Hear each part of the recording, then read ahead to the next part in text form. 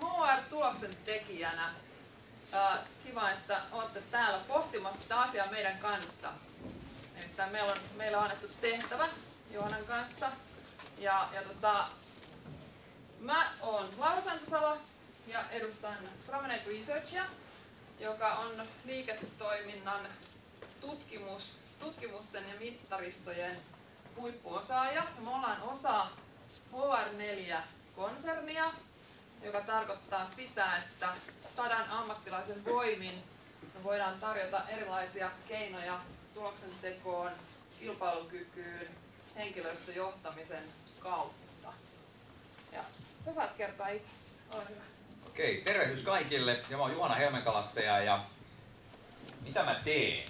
Muuta kuin käärin viikset vahaan joka aamu ja esiinnyn jossain TV-ohjelmassa keräämässä varoja jollekin hyväntekeväisyyskohteelle, niin jotain muuta. Mulla on 25 vuoden kokemus erilaisista myynti- ja asiakaspalvelun jutuista ja viimeinen 10 vuotta niin mä oon päätyökseni kouluttanut myynnin ja asiakaspalvelun erilaisia organisaatioita vähittäiskaupassa ja B2B-sektorilla, rakentanut myynti- ja asiakaspalvelukonsepteja, jolla pyritään saamaan aikaan tuloksia, konkreettisia tuloksia, lisää kassavirtaa, asiakaspiilareita, semmoisia oikein mukavan miellyttäviä viipyiliviä jälkimakuja siitä asiakaspalvelutapahtumasta asiakkaille. Isojakin ketjuja, mitä on hoitanut, kotipizzaa, kansainvälistä juttua, Specsavers, optikkoketjuja ja niin edespäin, ihan lähtien pienestä parturikampaamosta isompiin yrityksiin. Se on mun tausta, mitä mä teen. Myös jollakin lailla mä oon aika paljon HR-ihmisten kanssa tekemisissä, koska he ostaa mun palveluja. Pidän muun muassa keskinäisen kehumisen kerhoja, jotka on tämmöisiä työhyvinvointikoulutuksia, joissa saadaan pystyyn kehuttua henkilökuntaa ja niin edespäin. Mutta niistä löytyy tietoa helmenkalastaja.fi-sivulta. Eli lyhykäisyydessään toi on mun tausta. Tulitteko te muuten luennolle? Käsi ylös, kuka tuli luennolle. Kuuntelen luennolle. Tuotamme teille pettymys. Teillä ei ole tänään luentoa. Nimittäin me ollaan Lauran kanssa semmosia luentojen pitäjiä, että me vältellään vastuuta, eikö niin? Koska joskus on semmosia luentoja, missä sä voit olla vaikka 40 minuuttia takarivissä joku pylvään takana, näpytellä kotijoukoille jotain viestiä, mitä hakee kaupasta ja käy Alkosta hakee hyvä viinipullo ja niin edespäin. Mihin aikaan tuut kotiin. Semmoisia juttuja seuraavana päivänä kysytään, että mitä siellä luennolla juteltiin, ei muista yhtään mitään muuta kuin kauppalista. Tehän ette ole näin tehneet, eikä varsinkaan teille ole näin käynyt, mutta emme toivo, että näin käy kenellekään. Ja sen takia minä en koskaan pidä luentoja, vaan mä pidän keskustelutilaisuuksia. Ja nyt Lauran kanssa pidetään keskustelutilaisuus ja me siirrämme tämän keskustelutilaisuuden onnistumisvastuun teille.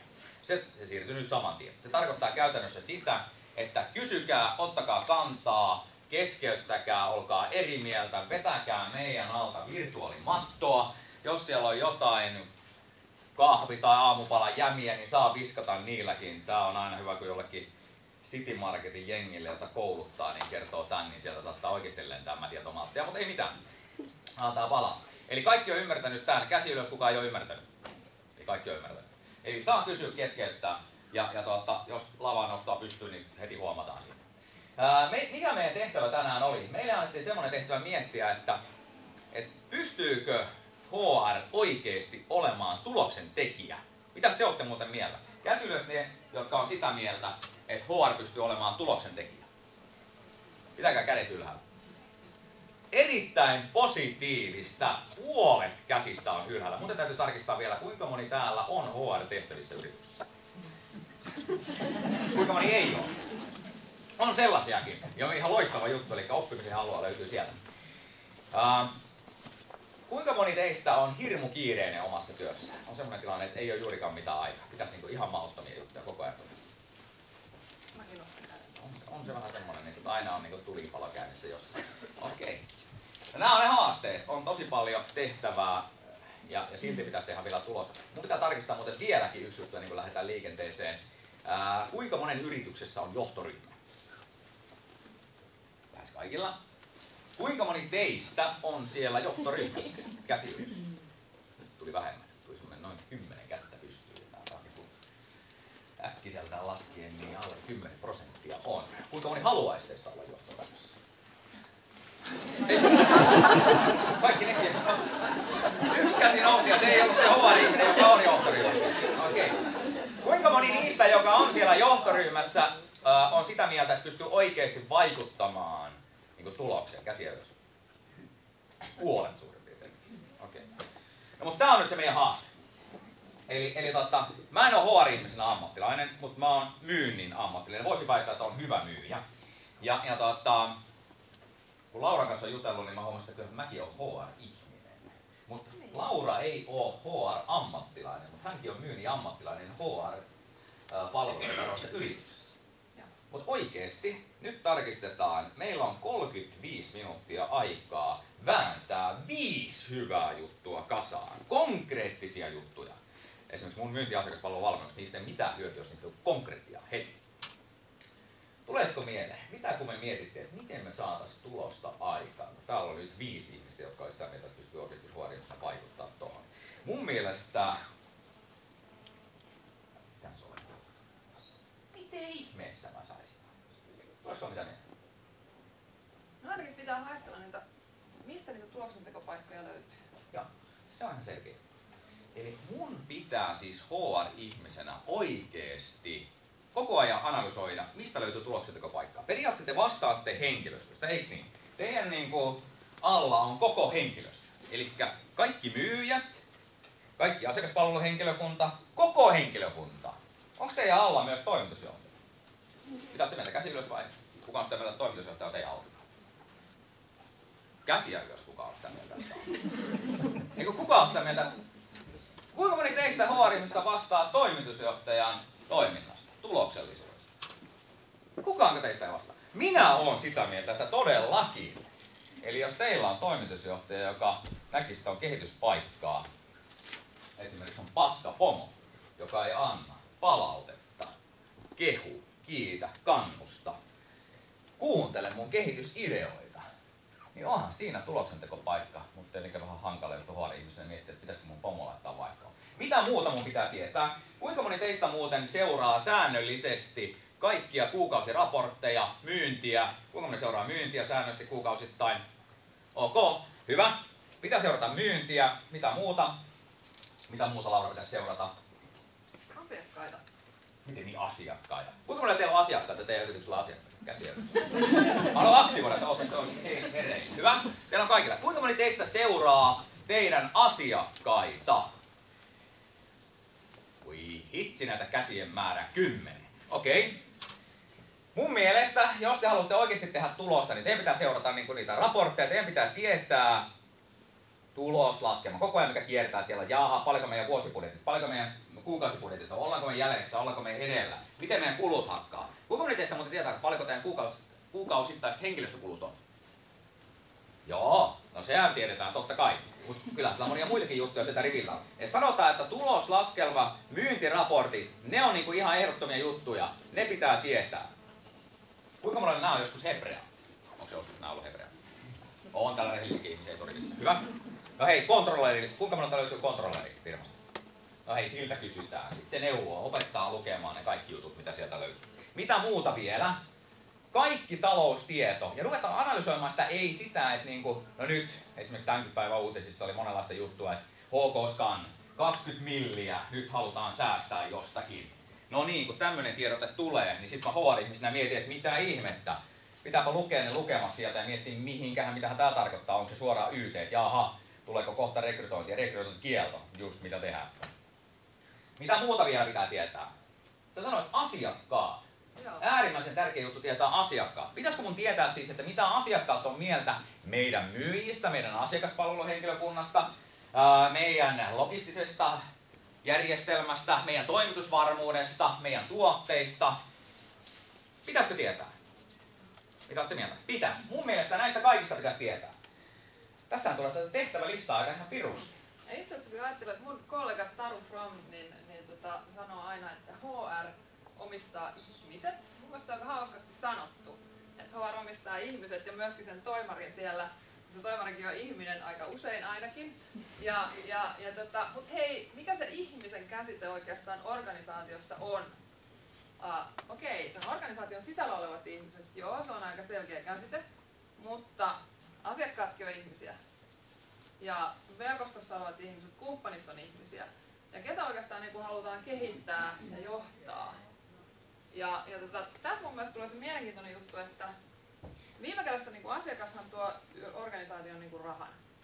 Mä oon sitä mieltä, että oikeasti se tulos, se on siellä teidän ihmiset, mitkä on teidän näpin alla, on tekemässä sitä tulosta, mutta ne on siellä asiakkaan kanssa tekemässä. Se rajapinta siellä, miten toimitaan, niin se asiakas oikeasti tietää, onko se tyytyväisiä teihin, olisiko ne valmiita maksamaan enemmän teidän palveluista vai vähemmän, onko siellä kriittisiä pisteitä, ollaanko siellä jo karkaamassa pois. Kuinka mä joskus menettänyt asiakkaan teidän yrityksessä, kun myyjä? Myyjät sanoo, että joo, nyt hävisi asiakas, tulee vähemmän kauppaa. Niin, mun pitää oikeasti tietää, mistä se johtuu. Ei niin, että myyjät sanoo, tää on tää taloudellinen tilanne nyt vähän tämmönen täällä Euroopassa. Jos mä uskon, että se oli vaan siitä kiinni. Mun pitää tietää, että onko siellä myynnin johdossa se, onko meidän toimitusjohtaja, mistä johtuu esimerkiksi, onko se henkilökunta sitoutunutta tekemään, onko se valmiita tekemään ekstraa, luovuttaako se heti. Esimerkiksi kun joku vaatii jotain ekstra palvelua, niin kuin tänä aikana oikeasti ekstra palvelulla pärjää, niin sitten luovutaan, että no ei, meillä on nyt vähän tämmöinen. Tämä on muuten mielenkiintoista, että siis, henkilöstöihmiset tai henkilöstöähän tutkitaan. Se on niin kuin aika peruskauraa. Se on tosi tärkeä juttu tietää, mitä ihmiset kuuluu, onko he sitoutuneita omassa organisaatiossa. Mutta oikeastaan se ei niin kuin riitä. Pitää tietää niistä asiakkaista. Ja sitten, että miten esimerkiksi se osaaminen, motivaatio, miten se meidän oman organisaation palvelukulttuuri, niin miten käytännössä se kytkeytyy sinne asiakaskokemukseen. Ja siitä löytyy evidenssiä, nyt kun sitä on tutkittu ja niin kuin analysoitu, niin esimerkiksi, hyvä esimerkki, tämä henkilöstön sitoutuminen. Sitoutumisesta on puhuttu tosi paljon, sitä on tutkittu tosi paljon, viime kädessä se vaikuttaa sinne viivan alle. Mutta se, että esimerkiksi henkilöstön sitoutuminen näkyy siinä asiakkaiden kokemuksessa välittämisestä. Eli niillä on linkki toisiinsa. Yksi esimerkki. No siis kun mä just ajattelen sitä, että miten, siis meidän henkilökunnan, mikä on siis nyt HR-ihmisten alla, niin siis se on ne jokainen kohtaaminen, kun ne ihmiset kohtaa siellä. Siitä se on kiinni se palvelukokemus. Siitä se on viime pelissä, tuleeko sitä tulosta. Siitä se on kiinni, valitseeko ne jonkun muun vai meidän yrityksen palvelu. Mutta taas kun mä haluaisin tietää, jos ajatellaan, että vaikka mä kattelin täältä vähän, että minkä kokoisia yrityksiä täällä on. Ja täällä oli monta sellaista yritystä, jotka tekee oikeasti Suomessa ja maailmalla bisnestä. Jos ajatellaan, että mulla on vaikka nyt sellainen organisaatio, jossa mulla on, mä heitän sulle haasteen, pystyisikö se jeesaamaan, löytyykö sellaisia palveluja, jos mulla olisi tämmöinen keissi, että mulla on 500 työntekijää, aika kova myyntiorganisaatio, mulla on 500 myyjää kautta asiantuntijaa, jotka kohtaa asiakkaita, niistä 100 Suomessa, 50 Pohjois-Suomessa, 50 Etelä-Suomessa, 400 Euroopassa. Okei. Ja mä tiedän, että myyjät Pohjois-Suomessa sanoo, että ei mitään, kaikki käy ihan kaikki hyviä, asiakkaat on tyytyväisiä, kauppa käy niin edespäin. Etelä-Suomessa sanoo, että joo, tää on tää taloudellinen tilanne tällainen. Ja sitten on Itä-Eurooppa, joka oikeasti sanoo, että ihan rock'n'roll meininki. Kauppa käy kuin siimaa, toimitusta tänne päin. Ja sitten Länsi-Eurooppa on ihan neutraali, vähän niin kuin ennenkin. Ja sitten mun pitäisi nyt vielä tuntea siis asiakkaat ja huolehtia näistä kaikista muista huolituista, mitä mun tehtäviin kuuluu. Niin miten mä tätä pystyn hoitamaan? Onko mitään lääkkeitä tähän, että mä pystyisin tehokkaasti niin kuin saamaan tietoa? Haluatko muutakin kuin mututietoa? Juu, kyllä. Mua ei kiinnosta se. Mua ei kiinnosta, mä en usko periaatteessa niin kuin siihen myyjien. Niin mä oon niin paljon myyjien kanssa tekemässä, jotka sanoo, että joo, no ei nyt kauppa käyttää, no se nyt on siitä. Asiakkaan vika on yleensä niin kuin myyjien mielestä tää. Niin mä haluan nyt oikeasti sitä tietoa. Puolueetonta tietoa. Että molemmat näkemykset. Mä haluan tietää meidän henkilökunnan näkemyksen, mä haluan tietää meidän asiakkaiden näkemyksen. Ja sitten mä haluaisin oikeasti tietää, mitä tää vaikuttaa tulokseen. Onko mitään mahiksia? On mahiksia. Eli tietysti niin kuin joka paikassa ei voi käydä itse. Ja sieltä tutkimus auttaa. Eli mututieto on tietoa sekin, mutta se, että siinä vaiheessa kun on faktaa pöydällä, niin sitä on helppo perustella sille talousjohtajalle, sille toimorille. Mutta nyt mulla on ne 500 työntekijää. Niin, no okei. Mitä mä tekisin? Käyttäisin tutkimusta työkaluna. Okei, esimerkiksi. Eli henkilöstutkimus, se voi sanoa, että niin kuin joka organisaatiossa tehdään joka tapauksessa. Kuinka moni on tehnyt tämän vuoden aikana henkilöstötutkimuksia ja organisaatiossa? Joo, se on säännöllinen, se on jo budjetoitu sinne, eikö niin? Kuinka monella se on budjetoitu tämä henkilöstötutkimus? Joo, hyvä. Niin? Se on vähän semmoinen juttu, että No se on tuttu juttu, me on tehty. Tuttu juttu. Ei auta mitään vielä. Me tiedetään niistä ihmistä, joita me tiedetään niistä myyjistä siellä missä rulettaa hyvin, niin minkälainen niin kuin meininki siellä on. Sen lisäksi kun me kysytään asiakkailta ja arvioidaan juuri sen jälkeen sitä, että mitkä asiat niiden ihmisten osaamisessa ja motivaatiossa siinä työyhteisössä, esimiestyössä, mitkä siellä linkittyy sinne asiakaskokemukseen. Me löydetään ne, me tutkitaan niitä. Jonka jälkeen me voidaan nostaa sieltä asioita esille, että hei, vaikuta tohon, nyt se organisaatio tuolla, niin mitkä asiat siellä toimii hyvin. Ja sitten verrataan sitä siihen, jossa kaikki menee pieleen. Mutta onko jotain niin konkreettian tasolla vielä, pystytkö sä viemään, että mitä sä oikeasti voit kysyä tämmöisellä, tai miten se niin toteutetaan, miten raskas juttu se on, ja se mua kiinnostaa, niin kuin, että mitä se maksaa. No raskas juttuhan se on, että tiedätte henkilöstötutkimukset, se ei vie yhdeltä ihmiseltä hirveästi aikaa, eikä myöskään asiakastutkimus vie aikaa. Me hoidetaan sitten analyysi. No, 500 henkeä organisaatio, 20 tonnia. 20 tonnia, okei. Ja onko se oikeasti semmoinen juttu, ettei siitä tule sellaista niinku taakkaa? Onko teillä niinku henkilökunta, joka sanoo joskus, että joo, että hei, me tehdään henkilöstötutkimus nyt tässä ja niin se tuntuu taas. Nyt pitää tähän vastata. Miten se henkilöstö suhtaudutaan? Joo, joskus vähän sellainen, niinku, että nyt kysellään semmoisia asioita, mistä ei ole niin, mä vaikutan kehitysideoita ja kaikkea muuta tämmöistä, mutta ei tule mitään konkretiaa koskaan, just näin, morjes.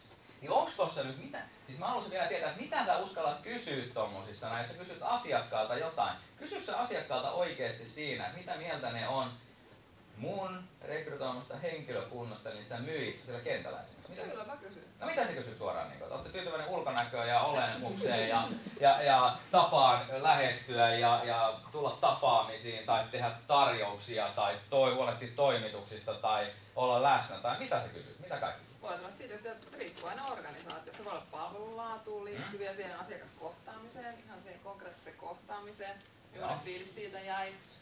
No on aina sellaisia, että niinku riippuu tosi paljon toimialasta ja tilanteesta, mitä kysytään. Et mä en voi heittää sulle niinku, just näitä asioita joka kerta kysytään, koska ne aina räätälöidään. Ei ole kahta samanlaista organisaatiota.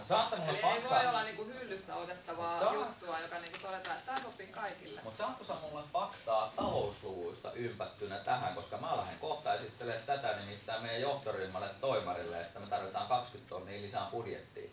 Pystytkö sanoa, että nähdäänkö se näin nyt, että se pohjoisen jengi ja eteläjengi ja Itä-Euroopan jengi, niin saat sä nämä talousluvut tähän mukaan? No toi on se pointti, koska sit niitä verrataan niihin talouslukuihin, missä menee hyvin. Mitkä asiat vaikuttaa siihen, että... Ja historia vielä siihen. Ja historia tietysti. Okay. Talousluvut ihan älyttömän tärkeät. Kovat faktat mukaan siihen analysointiin. Eli katsotaan mitä ihmiset on mieltä, miten ne toimii, miten asiakkaat toimii, mitä mieltä ne on, mikä kokemus heillä on. Ja sitten talouden luvut mukaan. Okay. Siinä on aika paketti. No niin, tässä on mulla yksi sellainen lääke. Eli sä oot mun vihikoira, eiks niin? Joo. Sä haistelet koko ajan. Siis sä oot sellainen palkattu vihikoira, huumekoira oikeesti, tai mutta siis se haistaa semmosia niinku tuloksentekopaikkoja, sellaista huumetta. Eli mä pystyn käyttämään sua apuna. 20 tonnia. Hei, miten teitä, jos teille tulee semmonen tilanne, että tulee 20 tonnin tämmönen idis, että miten me voitaisiin kehittää meidän palvelua. Esimerkiksi nyt tulee semmoinen niin kuin ilmoitus.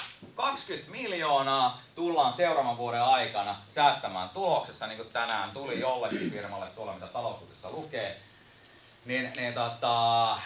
Siinä samassa minä siinä yrityksessä työskennellessä ollessa HR että jaaha, mistähän tää on kyse? Mä haluan oikeasti tietää. Ja sitten mä tiedän, että tämmöinen työkalu löytyy, 20 tonnia lisäbudjetti, niin nyt mä heitänkin sit saman tien se toimarille, että saman tien. Tarvitsisi 20 tonnin tutkimus tehdä. Tarvitsisi vähän tietoa. Pystyisi olemaan mukana tässä säästötoimenpiteissä. Kuinka monella teillä se onnistuisi niin, että se oikeasti löytyisi se helposti se raha tuolta? Miten siihen suhtaudutaan?